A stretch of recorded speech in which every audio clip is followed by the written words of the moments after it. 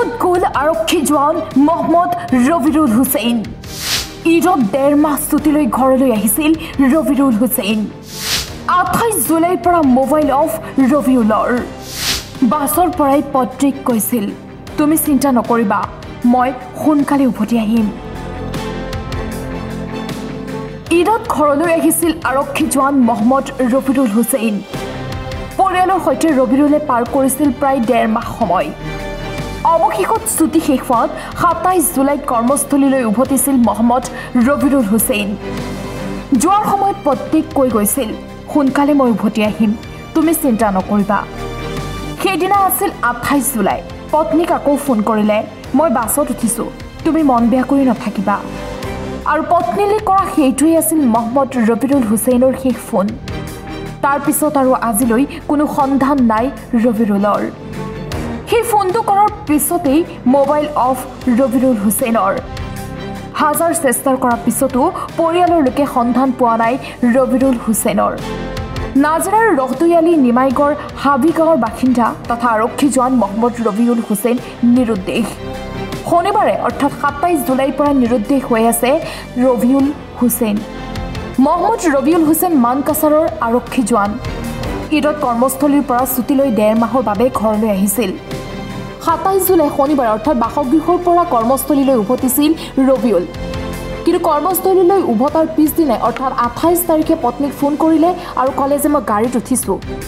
তাৰ পিছৰ পৰাই সন্ধান নাই ৰবিউলৰ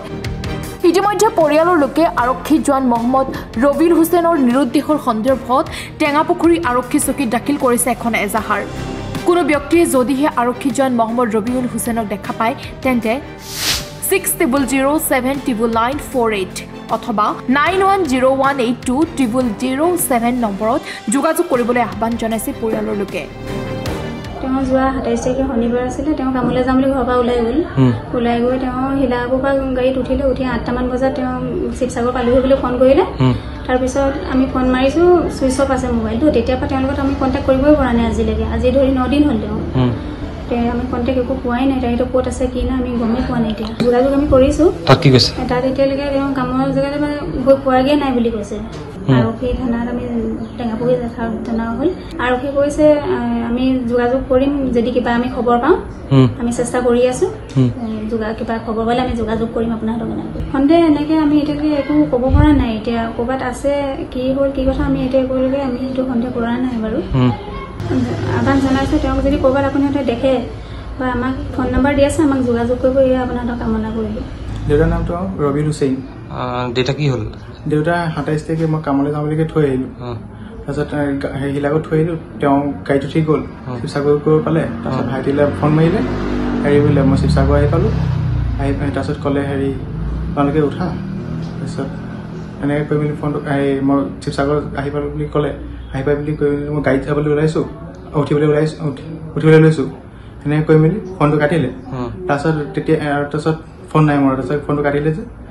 আৰু ফোন ৰিচিভ কৰা নাই পিছলৈ ফোন মাৰিছিলোঁ তাৰপিছত ফোন ৰিচিভ কৰা নাই ছুইচ অফকৈ আহি আছে এইটো 9 দিন হ'ল আজি ধৰি নাজিৰাৰ পৰা বিকাশ আৰন্ধাৰাৰ ৰিপৰ্ট টাইম 8